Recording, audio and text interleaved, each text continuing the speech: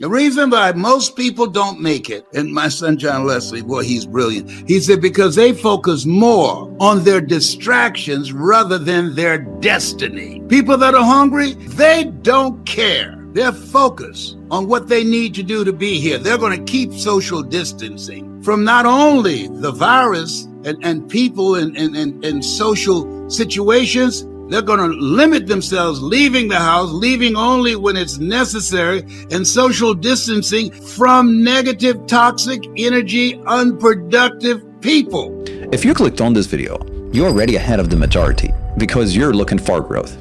Welcome to Epic Motivation. Let's get started. You want to make it now? You want to get around the right people virtually. You want to make it now? You don't want to spend any time talking with people that are not positive, talking with people that are not productive, talking with people that's not purposeful, that's not going in your direction, talking to people that's not doing something productive with their life. If you are hungry, you are singly focused. Keep thine eyes single, and thy whole body will be full of light of understanding. He that hath shall get, and he that hath not, even that he has shall be taken away. What is that? The ones who have shall get. Initiative, focus, discipline, commitment, dedication. They go all out to do what's necessary. They do what they can, where they are with what they have. They're always looking for a way to win. They don't use excuses. They're the first ones there and the last ones to leave. I just let someone go today. I love this person. Good people, but ain't hungry. When I was in radio, I was the first one there and the last one to leave. I opened the station up and I closed it. We're living in a time where 9 to 5 is gone. Now you got to work from 5 until you faint. If you're hungry, that's okay, because giving up is not an option. Being poor is not an option. Being set out in the cold is not an option. Losing everything you have and crying and being depressed and look what happened to me.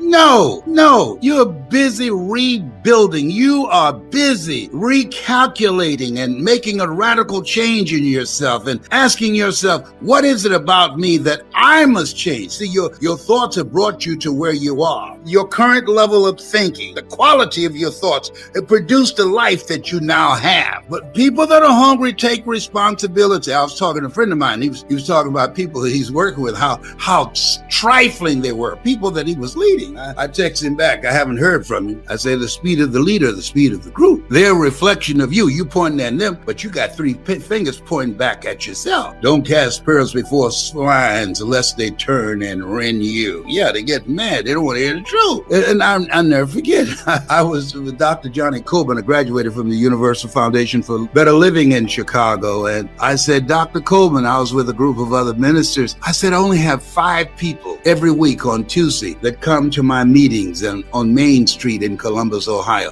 Why can't I get more? She said, because you have a 5 people consciousness. I didn't get mad. I went in that bookstore and I bought around $300 worth of books. And I put my clothes in a box and sent them back to Columbus. But I had my books in a garment bag and held them. And I said, I'm going to read every one of you. And some 4 years later, I started with 5 people in my mother's living room in Miami and went from 5 people in 6 months to over 3,000. Why? Because I was hungry. I was willing to read 2 to 3 books a day. Average American reads 1 book a year. If you just discipline yourself to read 1 book a month in 5 years, when the average American would have read 5 books, you'd have read 60 books. That will make you an expert. Let me tell you the 2 currencies, attention and knowledge. It's easier to make it. Why? This computer makes it a level playing field. It's a level playing field right now because everybody's got to work from this. You want to master this. You want to learn from this. You want to say, Les, you know what? I need you to teach me how to bring my personality through this computer, how to create a significant emotional event through this computer, how to present myself. I think Warren Buffett has a point. If you're in a dark room with a woman and you wink, nothing happens. You got to have some light of how to function in this new world. This is serious. This is very serious. Don't get so caught up in the craziness that's going on right now because your life is on the line. line. Listen, your life is on the line. My life is on the line. I would love to see my grandchildren. I would love to hug them. The masses of people, and you don't want to be in the masses. The masses of people, you don't want to follow them. The masses of people, you want to operate out of the thinking of Henry David Thoreau. He said, do not go where the path may lead. Go where there is no path and leave a trail. The masses of people, ladies and gentlemen, are followers. They don't think. They're followers. They just watch and see what everybody else does. And then they do that. It's a different time. People that are hungry are learning how to make money from home. It ain't playing, and you don't want to play. You want to be serious. You want to be committed to taking care of yourself and not dependent upon a job, the journey of the broke. Not have someone tell you, oh, you got to come in or you're not working. Oh, by the way, when you come in, sign this right here. In the event that you get sick, in the event that you are infected on the job, you can't sue us. You know who signed those kinds of things? People say, I signed it because I had no other option. You weren't hungry to create an option.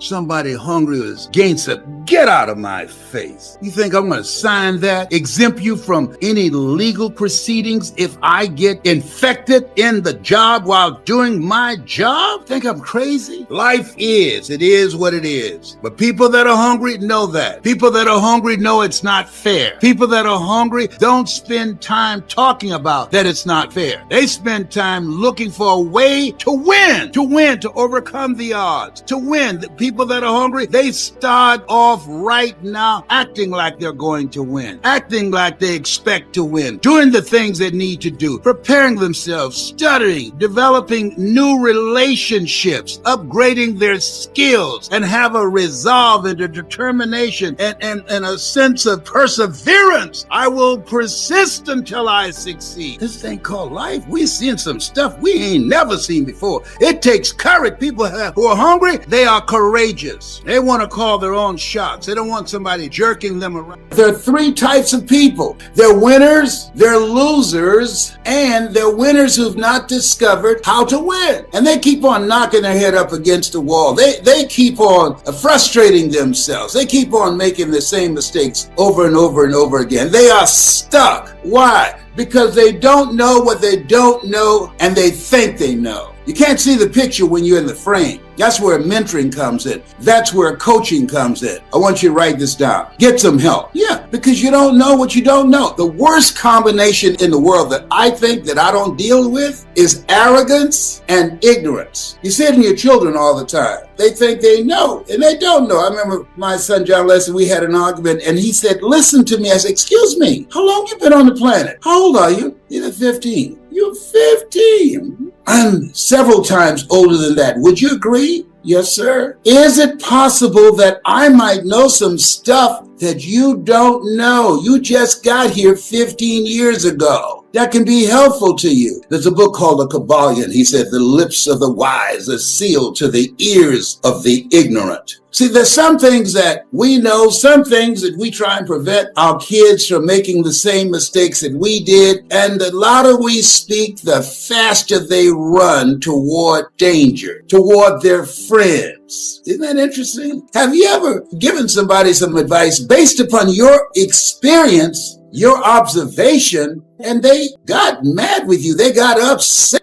with you because you didn't agree with the behavior that they were engaged in, where they were sabotaging themselves, where they were making short-term decisions that had long-term consequences. Have you ever been in a situation like that? Have you observed that with a friend or a relative? See, here's what I know, and that won't happen by accident. That won't happen by affirmations. No, you have to have a new mindset. Let that mind be in you. You got to have another mindset. Your best thinking has produced the life and the results that you now have. Where you are right now, your thoughts have brought you. Where you can go when you upgrade your thinking, your thoughts can take you. And so I'm encouraging you, got something for you. And part of it is you want to work on and develop you. You've got to up your game on your program for you. The things that you're going to fortify yourself so you can be ready for the fight. Because if we don't know anything else, here's what we learned. It ain't all about the vision. You got to be ready to fight. Therefore, take unto you the whole armor of God, that ye may be able to withstand in the evil day. In order to stand, you got to know you in a fight. Most people don't know you in a fight. In school, one of the first things they need to teach us in school, that life is a fight for territory. For peace of mind, for health, for your relationships, for your family, for the kind of life that you want to live. Reading, writing, and arithmetic, oh, that's nice. And that can't take you where you want to go. You can survive on that, but you can't live on that. You have to have an expanded vision of yourself. You've got to get ready to deal. Life, it's fascinating. Life is a fight for territory. And once you stop fighting for what you want, what you don't want will automatically take over. It's a fight for territory. Life is about transformation. Life, it's about disruptions. Life, it's about miracles. You are here to grow. You must die daily to who you are so you can give birth to who you are to become. And there will be interruptions along the way. Life is like a box of chocolates. You never know what you're going to get. That's all I got to say about that. And it's about miracles. You have miracle working power. The fact that you're still here. So this is different. This is very, very different. And so as you look at yourself, look at your goals, look at your dreams, you got to have a game plan for you. You got to have a game plan for your mind. We do what we want to do. Buy what we want, beg for what we need. I remember a guy told me, man, I got this seminar you ought to come to. His name was Ed Foreman, Executive Development in Plano, Texas, right outside of Dallas. I said, man, I'm taking care of my mother. I don't have any job or anything. I'm looking at becoming a professional speaker. I can't afford your rates. And he said, then you can't afford not to do it. How are you going to teach somebody to do something that you haven't done? I don't understand that. How are you going to tell people how to operate out of their comfort zone and you are not willing to reach beyond your comfort zone to make this happen? How are you going to teach people how to be a no matter what person and you're coming up with saying, I don't have it? You don't have it. Get it. I got it. If you're hungry, if you're serious, if you mean to win, if your life has been interrupted, if you want to have a transformative impact on the results that you're producing in your life, if you want to rob the cemetery of your gifts, of your genius, of your leadership, of your talent, you got to get a running start. When you want to transform your life, when you are dealing with some interruptions that you did not see coming, you got to tap into your miracle working power. That's your superpower. You have miracle working power. That's why the book of life says, eye has not seen, ear has not heard, nor is entered the heart of mankind what God has in store for you. When you are serious about taking your life to the next level to get it done, are you serious? Are you ready to get some stuff done that you didn't get done this year? And here's one of the main things I want you to do. Follow the protocol. Practice social distancing from people and the refrigerator. And I want to ask you a question. What's your strategy for being here? You're not here to live a small life. You are here to bear much fruit. And you got to live life like you mean it. You got to be serious about being happy, being joyful, having your health, having great relationships, living a life that you feel good about, a life that you're proud of. Now, there's a difference between surviving and living. You think it's the same? If you believe there's a difference between living life on your terms or surviving with the life that has been given you, and this place where we are, this is not normal. This is strange. We're waiting for the next shoe to drop. If you agree with me that your life matters. Your dreams matter. Your talents matter. And you must treat them like they matter. And you have to create a movement. And you are the movement. You've got to organize and have some collaborative, achievement-driven relationships that will help you get it done. And trust me on this, if you go through the internet, you see all kind of people dancing to Master KG's song. You see the majority of the stuff that's out there, it's craziness. For this platform, what an incredible platform to educate our kids. Our kids are being left behind. Did you know that? Because of what's going on, they're being left behind. Should we settle for that and look at the news and say, oh, isn't that awful? No, we got to step up and say, no, we're going to deal with this. There will be an intervention from us. We ain't talking about no Russian intervention. There will be an intervention from us. You think I'm going to leave my kids, my grandchildren, in the hands of the public school to educate them? No, I'm going to complement. I'm going to intervene to make sure that they have a winning shot, that they have the ability to be able to live their dreams rather than self-destructive behavior. I'm going to make sure they're mentally healthy by creating a healthy environment. I'm going to be intentional about that, being mindful of my mouth, what I say around them. And when I'm talking to people, they hear, they got big ears. They watch and mimic everything. I have a friend, she's always doing this to her head because of her hair, you know, one of her weaves, she's always doing this. And her little 2.5-year-old granddaughter, she's walking down the hall. No, she's doing this. She had no weave on. She's just doing this. Why? Why? She saw her grandmother do it. They watch us. They watch us. And then when we're uncertain, when we don't have a plan of action, when we're not standing strong, when we don't have a spirit of optimism, when we're not joyful, all things work together for good for those who love God and for those who are called according to his purpose. Greatness is built one step at a time. Keep moving forward. We appreciate you watching our video to the end. Creating these videos takes a lot of passion and dedication, and your support makes it all worthwhile. If this video inspired you, make sure to subscribe and stay on this journey with us. Your encouragement helps us continue delivering top quality videos just for you. Together, let's make life epic.